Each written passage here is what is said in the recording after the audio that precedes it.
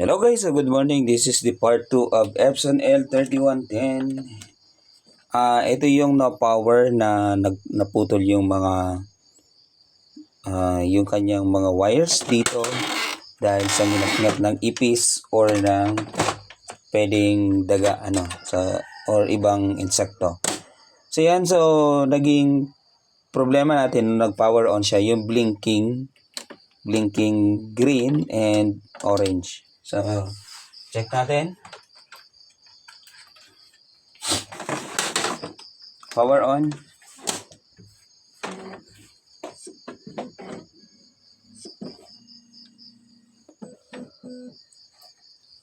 Ayan. So, yan yung problema guys. Ayan o. Blinking siya. Right. So, chinek ko na yung ibang parte. So, na-check na din naman natin. So, ngayon, may nakita ako dito. So, dito sa kanyang scanner. Ayan. So, yan o. Kung manonotice natin, may mga dumi ng ipis. Yan. Ipis yan. Ipis. So, yan. Ang gagawin natin, bungkalin natin yung scanner. So, possible, pwedeng may putol na wire sa scanner. Kaya ganon. Or possible na corroded siya.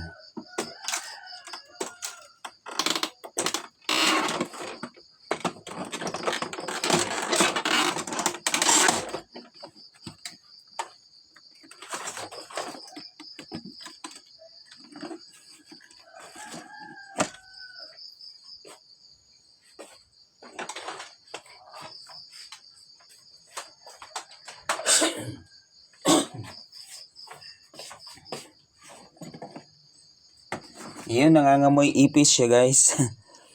Amoy ipis. Sige. Focus tayo dito. Open natin. How to disassemble and assemble. How to troubleshoot. The copier.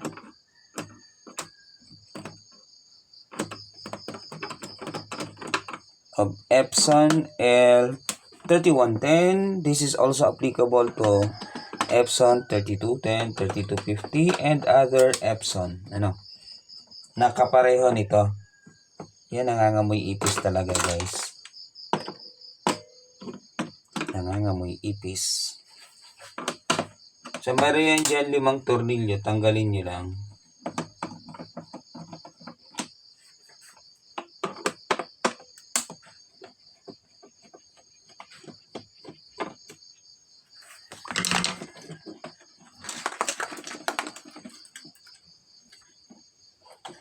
Limang tornilyo, ayan.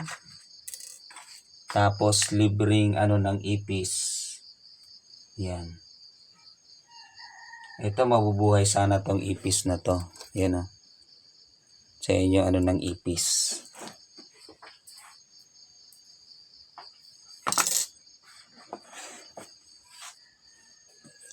Aha.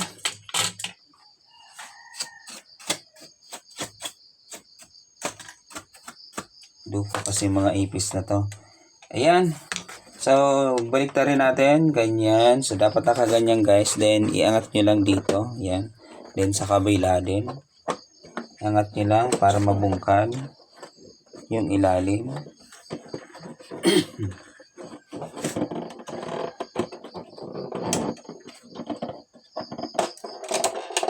Ayan.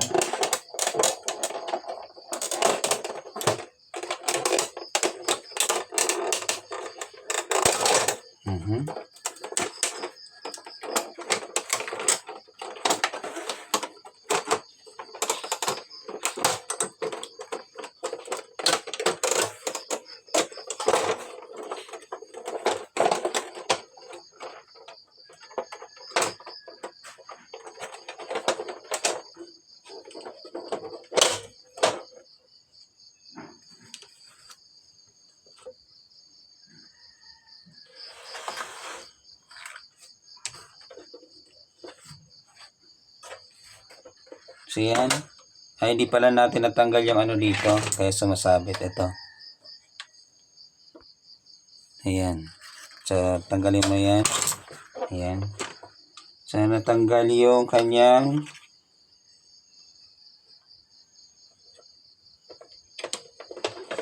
ito. So, balik natin. So, bago natin ibalik, linisin muna natin.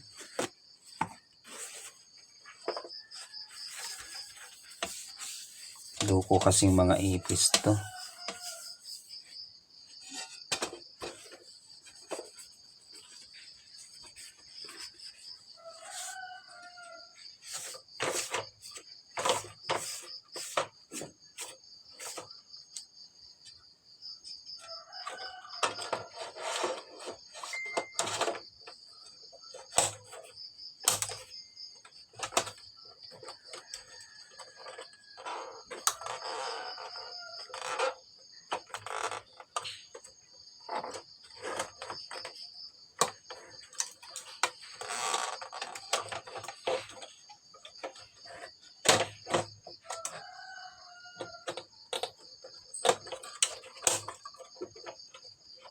Yan, binalik lang natin yung kanyang glass, ano.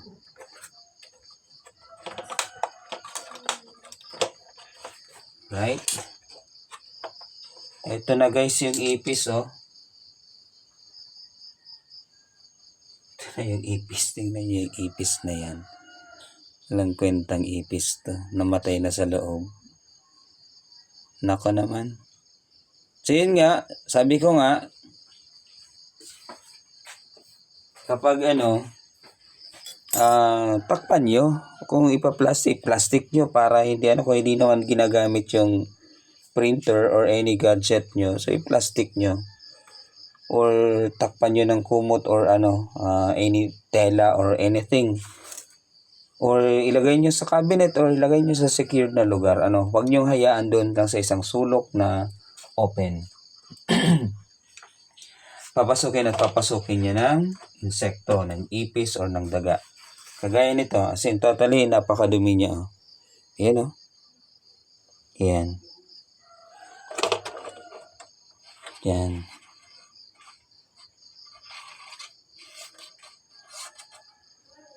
Yan, tinanggal ko lang yan guys. Yan. So, nakalagay lang naman yan dyan. Oh. Yan, ganyan lang naman yan. Oh. Tanggalin mo lang naman yan. Yan, ganyan. Sige, pagtuunan natin to ng pansin. Yan, linisin muna natin. Ang lukong mga ipis to. Dito na natin.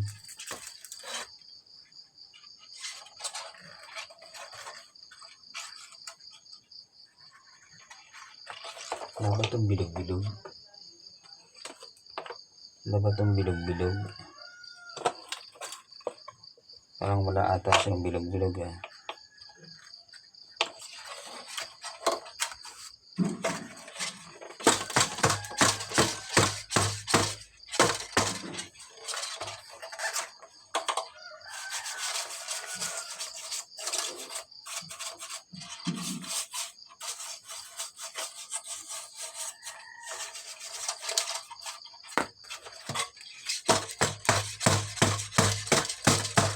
So, tak-tak nyo lang, pero hawakan nyo yung pinakang lens niya, ha?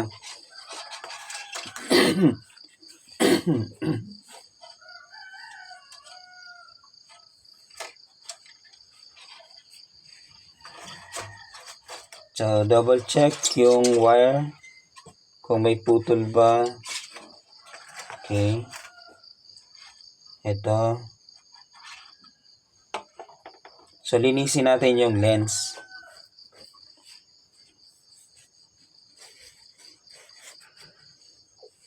So, sa paglinis ng lens, kuha lang kayo ng lacquer thinner. Or pwede din naman alcohol. Yan. Ganun lang. Konti lang.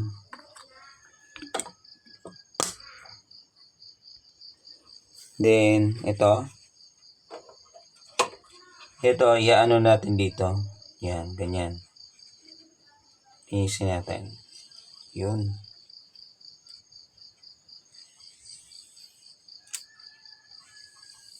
Alright. So, ganyan lang yan guys. Double check. Baka may putol na wire. Okay naman siya.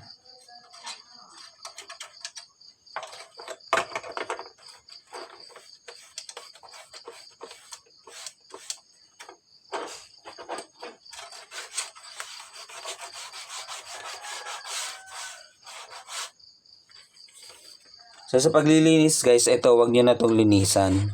Ito wag niyo na tong linisin, ano? So wag nang linisin 'yan. Kasi kapag nilinis niyo 'yan, so mawawala yung grasa diyan. Then hindi na siya madulas. Then ito, lalagay natin siya dito guys. So instead na doon sa dati niyang position, lagay natin dito. Yan. So lagay natin siya diyan. Kasi ang purpose niyan para gumalaw siya papunta doon at bumalik dito. So possible kasi nag-error siya dahil dito. So para ma-overcome natin yung error na yon, position natin yan dito. So yung pinaka-original places kasi niya, dito siya. Yan. So nandyan yan. Yan, nandyan yan. Kasi nandun yan sa dulo. Pero para ma-overcome nga natin yung pinaka-main problem niya na blinking, so possible, ito, lagay natin yan dyan para mag-move. So dito, dyan natin ma-notice or malalaman kung functional pa ba to. Ano? So pag nag-move yan papunta doon, pabalik dito, functional yan. Ibig sabihin, okay na. So yan. Alright. Ito, linisin natin to. Double check kung mayroong sirang wire.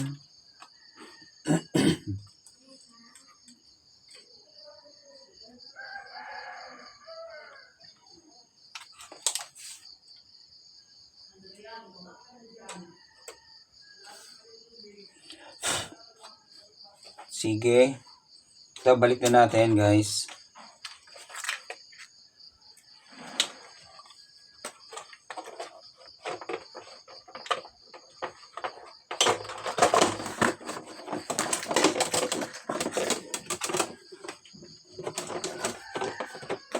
Alright.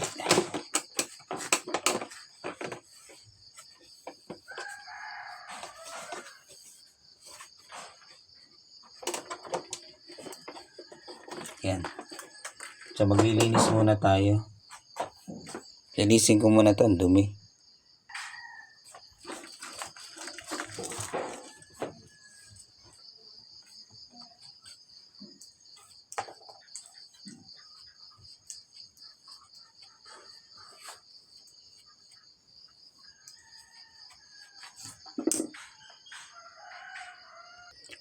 Ito na guys.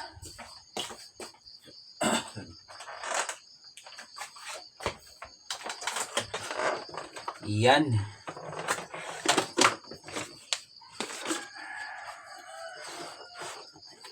So itong loob na to, dinoble check ko na siya. Okay naman yung ano. So functional naman to. Ngayon, balik na natin yung kanyang scanner. Scanner, copier, Xerox, or ano. Yan.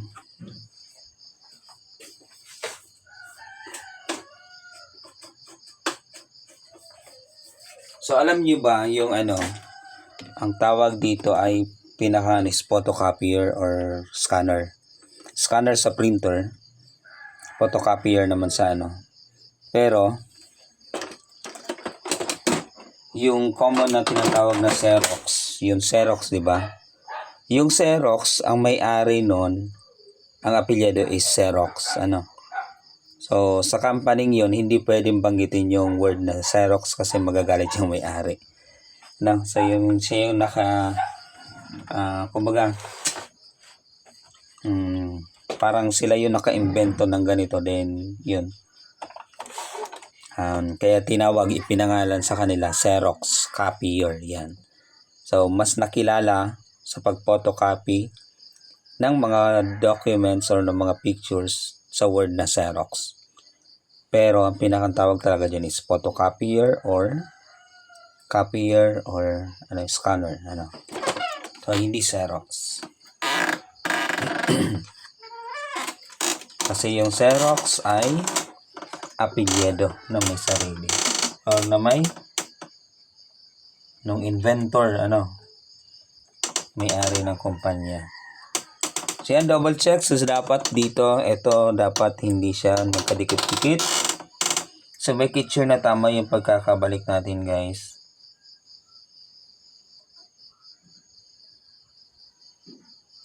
Okay. Then, ito yun sa power natin. Sa power. Yan, dito na magkakaalaman. Lagyan natin. Yan, focus tayo sa scanner, So, dito sa scanner natin, kung notice natin, di ba, yan. So, dapat nandito yan. So, minove natin yan dyan. So, power on natin. So, dapat gumalaw yan papunta doon, then bumalik siya dito. Power on. Oops. Ayaw mag-on. Ano ba yung nangyari?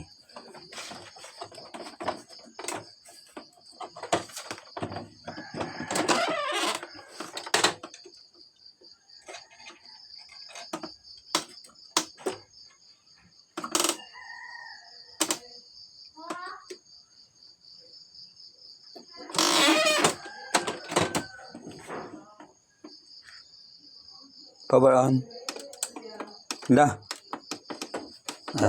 Tinanggal ko pala.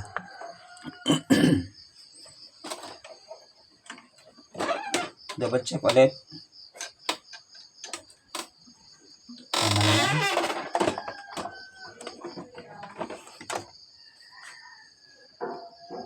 Power on. Yun. Pero wala yung yung ilaw. Yan, gumalaw na. Diba, gumagalaw. Pero nawala lang yung ilaw ng power button. Gumalaw na.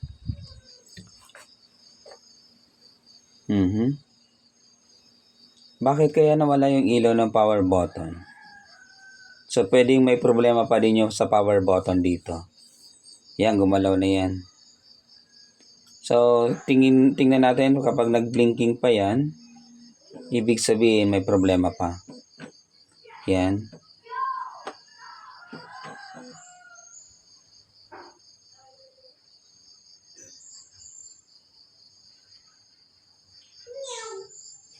Gumalaw na siya, doon na. Then, hindi na blinking, pero nawala yung power button natin. Ano ba yung nangyari? So yan, hindi na siya blinking. Pero nawala yung power button natin. Sige. Bakit nawala yung ilaw sa power button? Double check natin. Baka may nagalaw.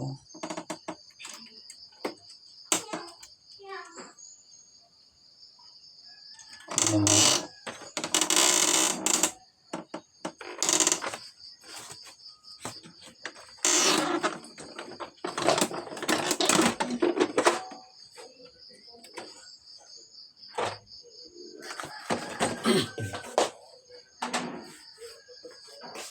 I-double check natin.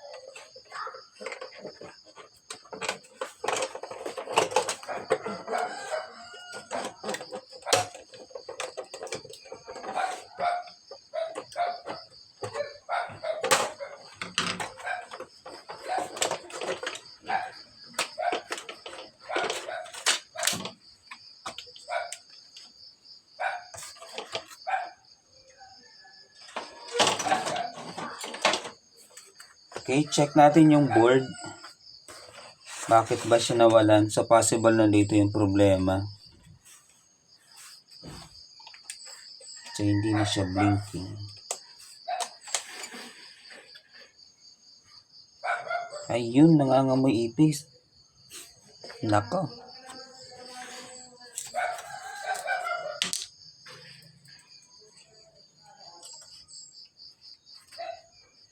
Yan.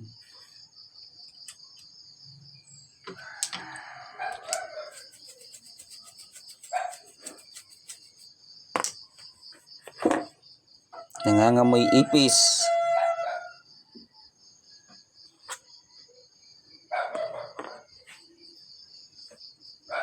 Gagawin natin dyan.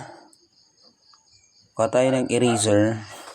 Nangangamoy ng ipis, inamoy pa. Naka. Yan. So, linisin natin to guys. Yung kanyang flex. Pwede nagkaroon siya ng loose connection. Yan yung kabila.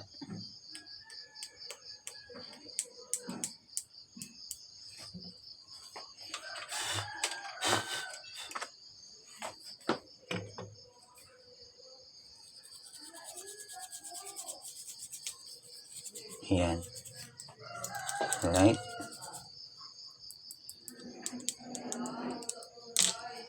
Sige, balik.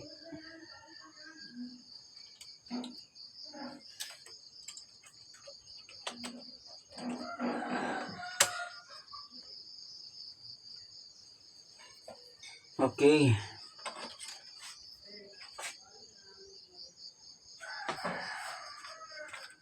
So, ganun pa din. Ito. Lagay natin siya dito. Yan. Then, ito ay balik na natin.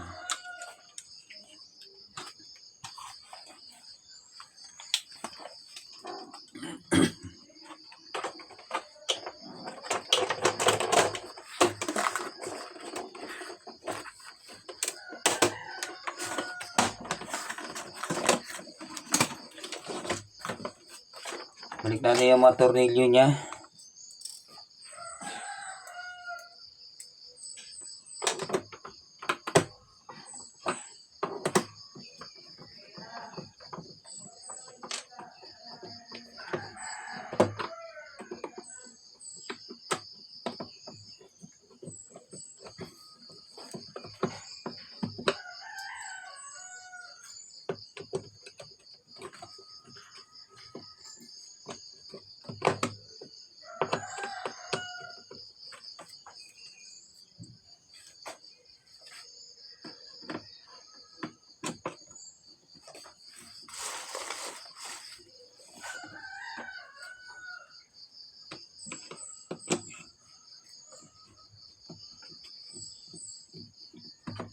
Okay.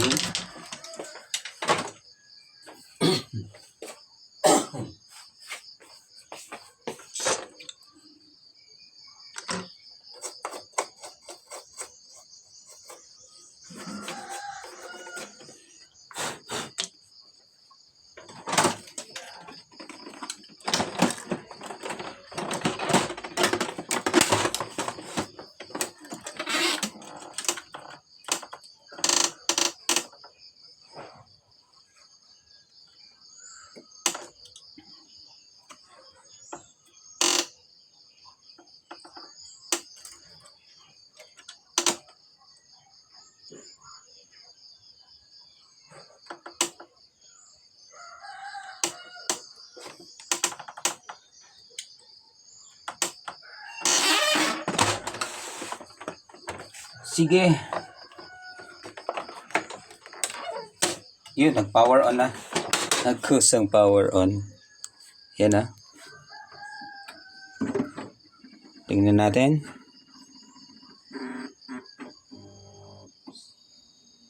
Yun, so umiilaw siya guys. Oh.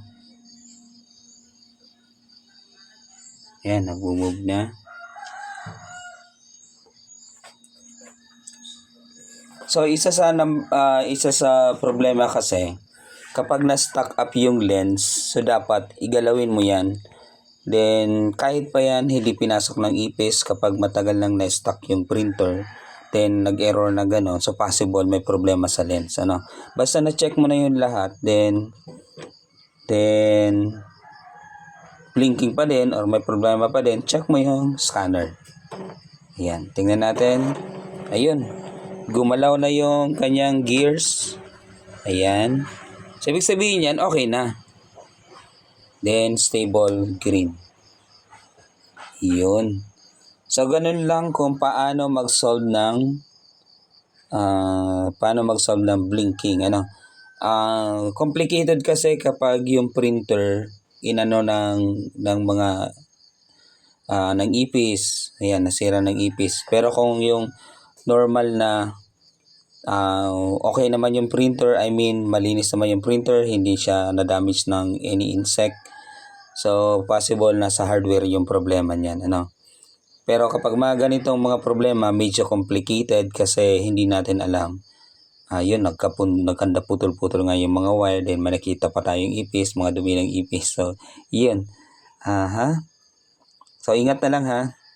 Ingat na lang sa paglinis. So, kapag naglinis kayo ng printer, magugas kayo ng kamay, baka foot and mouth disease kayo ng ipis. So, yun. So, sana may natutunan tayo sa video na to. Ayan, kung yan yung paraan kung paano nating o-overcome yung problem. Sige, try nga natin. Tingnan natin yung output niya. Cancel, then power button.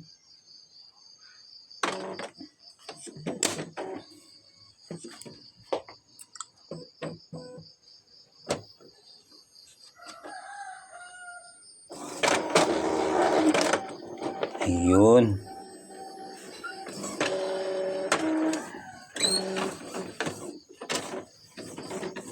Alright.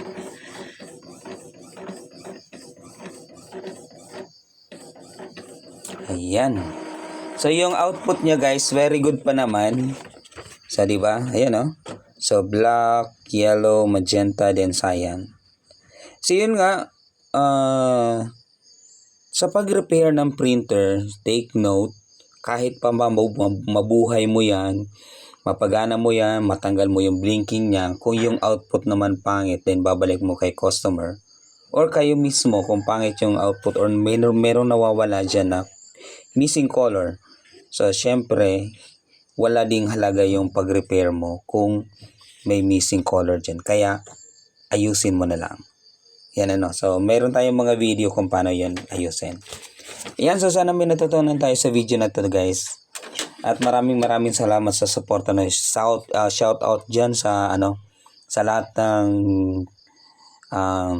sumusubaybay sa atin, sa lahat ng nanonood. So yan, pakiusap ko lang sa inyo, huwag nyo nang i-skip yung ads para kumita naman tayo. Maraming salamat at magandang umaga. It's Friday morning today, 6 a.m. in the morning, January 10, 2025. Good morning guys.